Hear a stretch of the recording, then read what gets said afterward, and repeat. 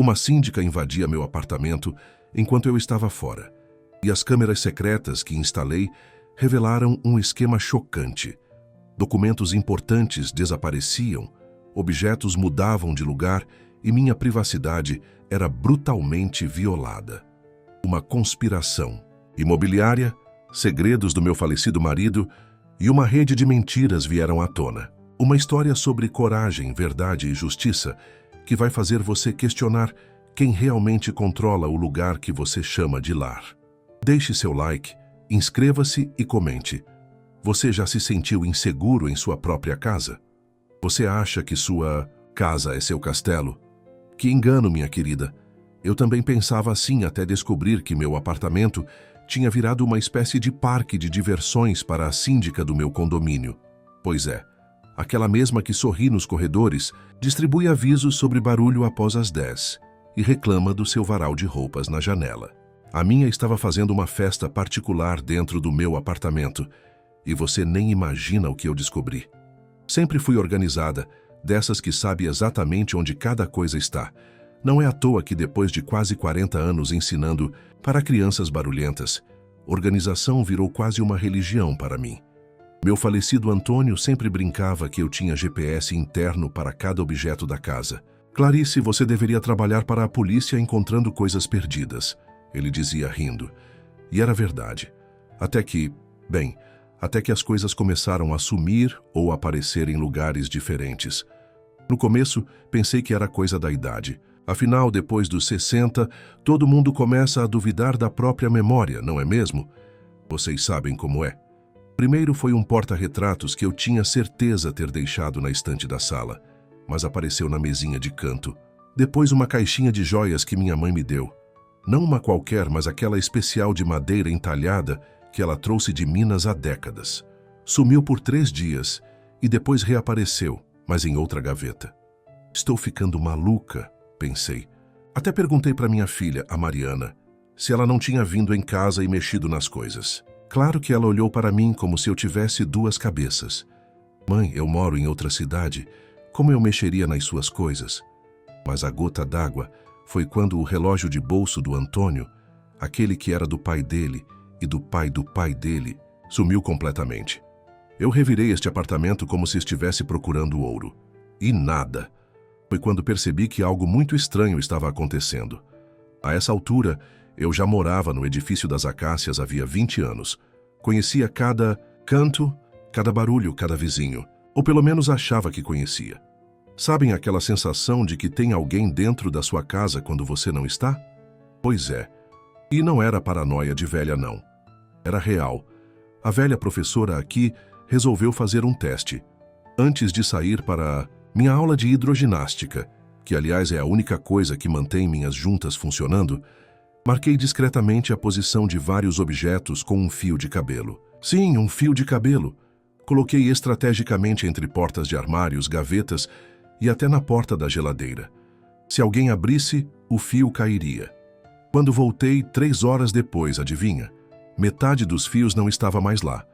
Alguém tinha entrado na minha casa. E não era assombração, meu bem, era gente de carne e osso. Foi aí que tive a ideia que mudaria tudo. Usei minhas economias, aquelas que eu guardava para uma viagem à Aparecida que nunca aconteceu, e comprei 3 câmeras pequenas, dessas moderninhas que ficam escondidas e mandam as imagens direto para o celular. Mariana me ajudou a escolher, pelo telefone, achando graça da minha desconfiança. Mãe, você está assistindo muito Netflix, ela disse. Mal sabia ela que a realidade às vezes supera qualquer série de suspense. Instalei uma na sala, disfarçada entre os livros da estante, outra no meu quarto, dentro da luminária, e a terceira na cozinha, dentro daquele vaso de plástico que ninguém nunca olha. Feito isso, voltei à minha rotina, saindo todos os dias no mesmo horário como se nada tivesse mudado. Mas por dentro eu estava fervendo de curiosidade e medo. Medo de descobrir quem estava invadindo minha privacidade. No 3º dia após instalar as câmeras, estava na aula de hidroginástica, fazendo aqueles exercícios que mais parecem uma dança desengonçada na água, quando meu celular vibrou. O aplicativo das câmeras estava me avisando. Movimento detectado na sala. Quase engoli água de susto. Pedi licença à professora e fui para o vestiário tremendo de ansiedade. Quando abri o aplicativo, quase caí para trás. Lá estava ela, em carne e osso. Dona Berenice, a síndica. Aquela mesma que vivia reclamando do barulho dos meus sapatos, que dizia que minhas plantas na varanda destoavam da estética do prédio. Ela estava andando pela minha sala como se fosse a dona do pedaço. E não era uma visita inocente, não. Ela abria gavetas, mexia em papéis, fotografava documentos com o celular. Em determinado momento, foi direto para o escritório onde Antônio guardava seus documentos de trabalho. Fiquei paralisada, olhando aquela tela minúscula, vendo minha privacidade ser violada sem pudor algum. Meu coração batia tão forte que achei que ia explodir. Queria gritar, correr para casa, confrontá-la. Mas a velha professora aqui não chegou aos 60 e poucos sem aprender uma ou duas coisas sobre estratégia. Resolvi esperar, observar, descobrir o que, afinal de contas, aquela mulher queria. Nos dias seguintes, o padrão se repetiu. Sempre que eu saía para a hidroginástica, lá estava ela, fuçando em lugares específicos. Não levava nada, pelo menos não que eu pudesse notar. Mas fotografava documentos e às vezes mudava coisas de lugar. Como se quisesse me confundir, me fazer pensar que estava ficando louca. Um mês se passou e meu arquivo de vídeos crescia, assim como minha indignação. Descobri que meu telefone também estava grampeado. Peguei ela ouvindo minhas mensagens, de voz no meu próprio aparelho. Comprei outro celular no dia seguinte, sem contar a ninguém. Nem para minha filha eu falei. Quanto menos gente soubesse, melhor. Foi durante a tradicional festa junina do condomínio, aquela em que todos fingem que se adoram enquanto falam mal uns dos outros por trás, que percebi algo ainda mais estranho. As pessoas me olhavam, diferente. Alguns vizinhos com quem eu conversava há anos, de repente, pareciam me evitar. Outros cochichavam quando eu passava. Era como se eu tivesse virado uma leprosa social da noite para o dia. Nessa mesma festa, conheci o Sr. Arnaldo, um senhor viúvo, que tinha acabado de se mudar para o apartamento do 5º andar. Ele foi o único que pareceu genuinamente interessado em conversar comigo. Falamos sobre livros, sobre como o bairro tinha mudado, sobre receitas de bolo de fubá. Foi um alívio encontrar alguém normal naquele mar de esquisitice. A senhora mora aqui há muito tempo, não é, dona Clarice? Ele perguntou enquanto comíamos quentão. 20 anos. Conheci cada tijolo deste lugar. E gosta daqui? Sempre quis morar numa região histórica como esta. Algo na pergunta me pareceu estranha, mas respondi mesmo assim. Gosto sim, ou pelo menos gostava. Ultimamente as coisas andam diferentes. Ele assentiu como se entendesse perfeitamente, e mudamos de assunto. Mas aquela conversa ficou martelando na minha cabeça. Na semana seguinte, resolvi fazer uma limpeza no escritório do Antônio. Não mexia naquelas gavetas há anos. Era como se, mantendo tudo intocado, ele ainda estivesse ali de alguma forma. Mas se a síndica estava tão interessada nos documentos dele, eu precisava descobrir o porquê. Entre pastas, papéis amarelados e canhotos de cheques antigos, encontrei uma pasta marcada como Terreno Acácias Original. Dentro, havia uma escritura e alguns mapas. Nunca fui boa com documentos. Antônio, que cuidava dessa parte. Mas mesmo eu pude entender que aquilo era importante. Tratava-se da escritura original do terreno onde nosso condomínio foi construído. E, pelo que pude entender, havia algo muito errado com ela. Passei a noite estudando aqueles papéis, tentando decifrar juridiquês com a ajuda de pesquisas na internet. Descobri que o terreno do edifício das Acácias tinha uma história complicada. Originalmente, pertencia a uma antiga fazenda que foi loteada nos anos 60, mas havia disputas sobre a legitimidade de algumas divisões. Em outras palavras, talvez nossos apartamentos não fossem legalmente nossos. Enquanto isso, continuava monitorando as visitas da síndica. Ela parecia cada vez mais frustrada, como se não encontrasse o que procurava. Em um dos vídeos, flagrei ela falando sozinha. Tem que estar aqui. Ele era contador, deve ter guardado tudo. Estava tão focada na síndica que quase perdi o outro lado da conspiração. Até que, 6 semanas depois de instalar as câmeras, vi algo que me gelou o sangue. Estava voltando da padaria quando, na pracinha em frente ao condomínio, avistei Dona Berenice conversando com o Sr. Arnaldo. E não era um bate-papo casual.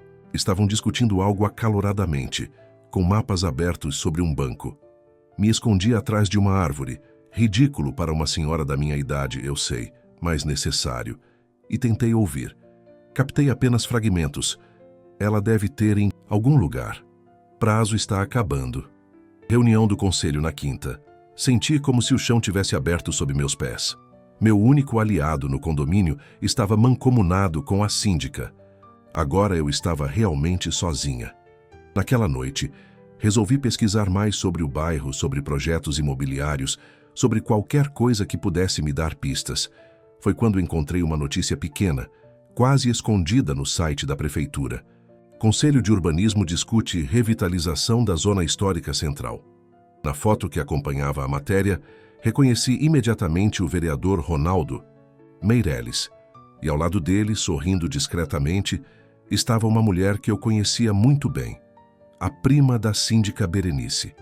As peças começaram a se encaixar. Nosso condomínio estava localizado estrategicamente no centro histórico, com vista para um terreno que, segundo documentos públicos que encontrei, seria desapropriado para projetos de interesse municipal. E qual seria esse projeto? Um shopping center gigantesco, daqueles que tem cinema e praça de alimentação.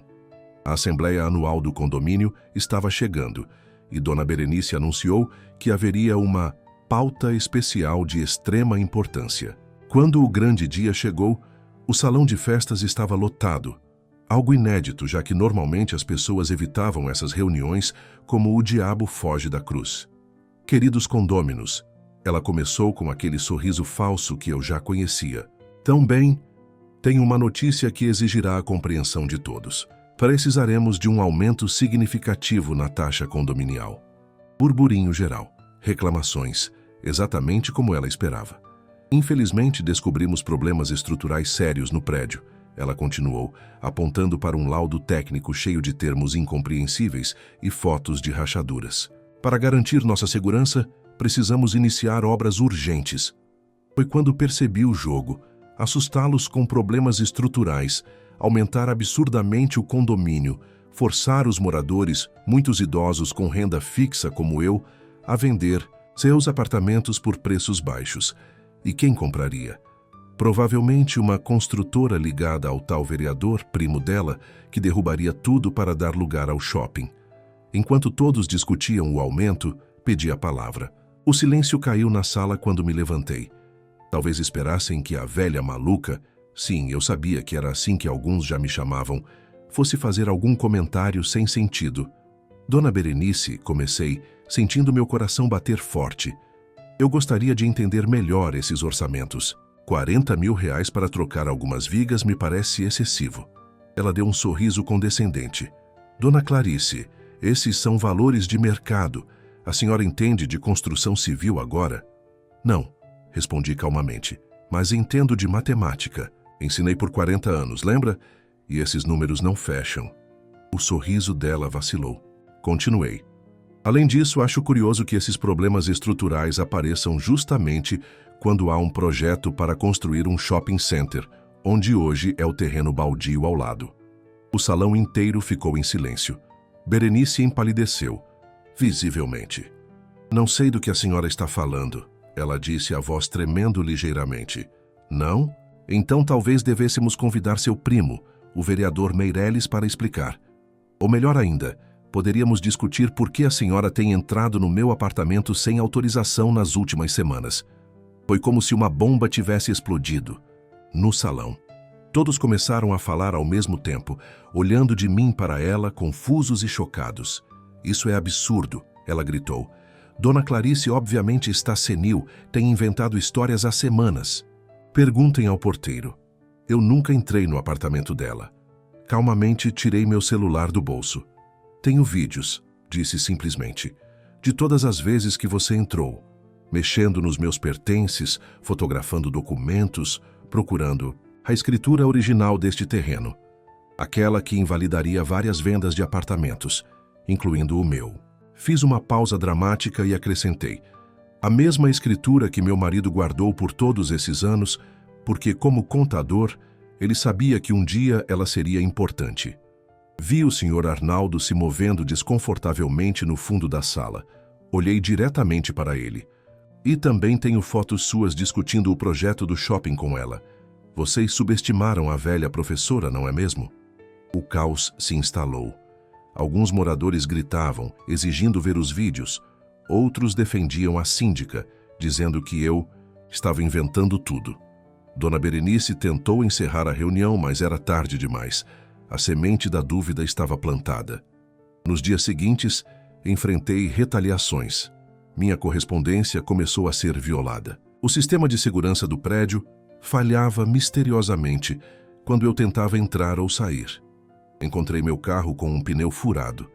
E pior que tudo, rumores sobre minha saúde mental começaram a circular. Coitada. Desde que o marido morreu, nunca mais foi a mesma. Mas eu não desisti.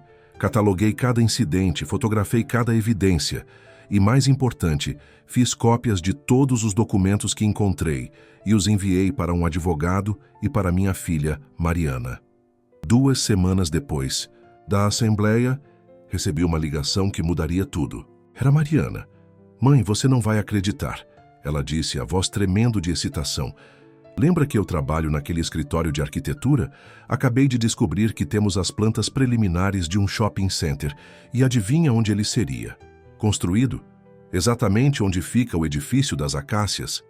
Senti uma mistura de vindicação e horror. Eu sabia. Mariana, preciso dessas plantas.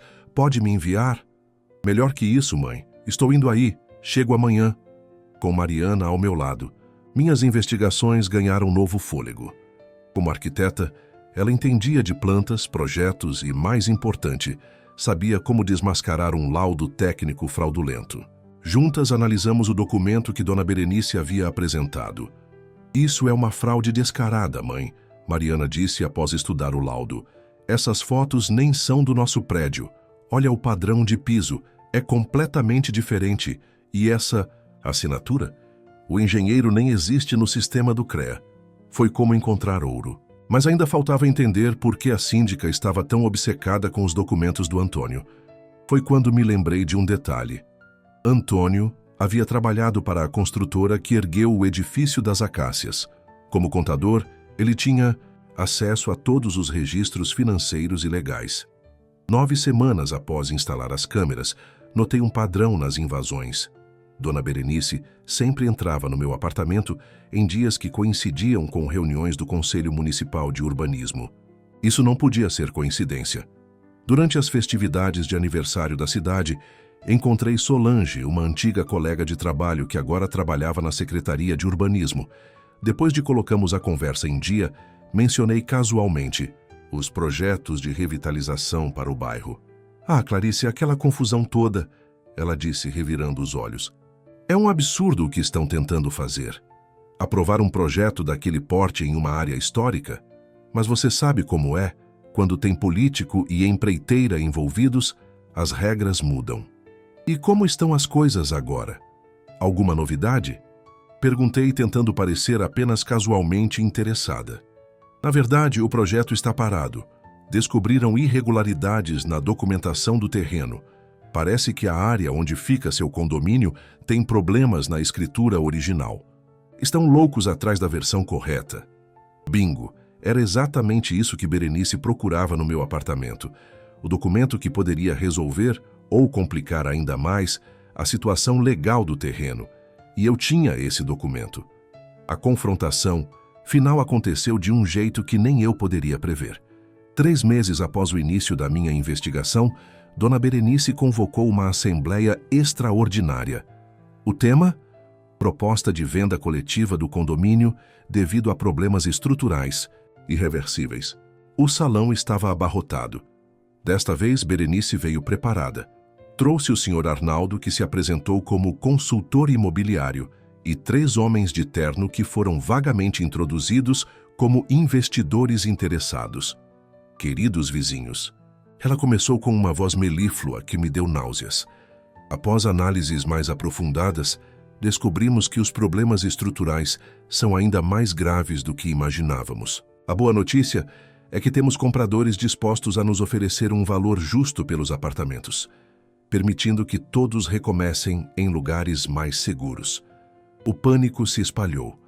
Muitos ali, como eu, eram idosos que haviam investido suas economias de vida naqueles apartamentos. Recomeçar não era uma opção. Foi quando algo inesperado aconteceu. Uma tempestade que vinha se formando há horas finalmente explodiu. Um raio caiu próximo e as luzes do salão se apagaram. No escuro, com apenas a luz ocasional dos relâmpagos, iluminando o ambiente, senti uma coragem que não tinha há décadas. Não precisamos de luzes para ver a verdade, não é, Dona Berenice? Minha voz soou mais alta e firme do que eu esperava. A verdade é que não há problema estrutural algum. Há apenas um grupo de pessoas gananciosas querendo nos expulsar para embolsar milhões com um shopping center. No clarão de um relâmpago, vi o rosto dela contorcido de raiva. Você não tem provas de nada, sua velha louca. Tenho todas as provas. Tenho os vídeos de você invadindo meu apartamento. Tenho o laudo falso que você apresentou, desmontado por uma arquiteta profissional. Minha filha. Tenho as plantas do shopping que construiriam aqui. E mais importante, tenho a escritura original que você tanto procurava. Houve um murmúrio coletivo de surpresa. O que vocês não sabem, continuei, é porque essa escritura é tão importante. Meu marido me contou pouco antes de morrer. Esta propriedade tem uma cláusula especial. Se for convertida em empreendimento comercial, 30% dos lucros devem ir para um fundo municipal de preservação histórica. É por isso que vocês estavam tão desesperados para encontrar e destruir esse documento, não é? As luzes voltaram subitamente, revelando o rosto pálido de Berenice e seus comparsas. Do fundo da sala, um dos moradores mais antigos se levantou. Dona Clarice está certa. Eu me lembro quando compramos estes apartamentos. Havia essa cláusula, mas nos garantiram que o prédio sempre seria residencial. Outros moradores começaram a se manifestar, lembrando de detalhes, fazendo perguntas. A maré estava virando.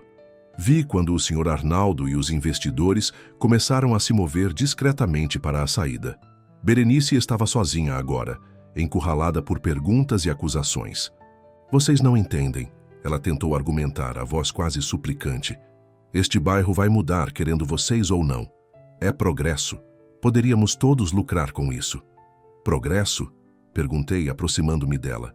Destruir um prédio histórico, expulsar dezenas de famílias, acabar com o caráter do bairro. Isso é progresso para você? Ou é apenas ganância? Naquele momento, algo se quebrou em Dona Berenice. Seu rosto se contraiu numa máscara de raiva pura. Você acha que é tão esperta, não é? Sempre soube que esse apartamento deveria ter sido meu. Eu estava na fila para comprá-lo quando seu marido aparecer com uma oferta maior.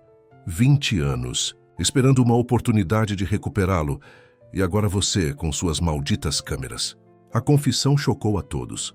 Não era apenas sobre o shopping, sobre dinheiro. Era também sobre um ressentimento pessoal que havia fermentado por 2 décadas. Nos dias seguintes, as consequências foram rápidas. Dona Berenice renunciou ao cargo de síndica. O Sr. Arnaldo colocou seu apartamento à venda e desapareceu. E mais importante, o projeto do shopping center foi suspenso indefinidamente depois que levamos as evidências para a imprensa local e para o Ministério Público. As tradicionais reuniões de chá que eu realizava em casa e que haviam sido esvaziadas pelos rumores sobre minha sanidade mental foram retomadas, agora com participação recorde. Vizinhos que mal me cumprimentavam agora paravam para conversas longas no corredor, querendo saber mais detalhes sobre minha investigação. 3 meses depois, fui surpreendida por um grupo de moradores batendo à minha porta.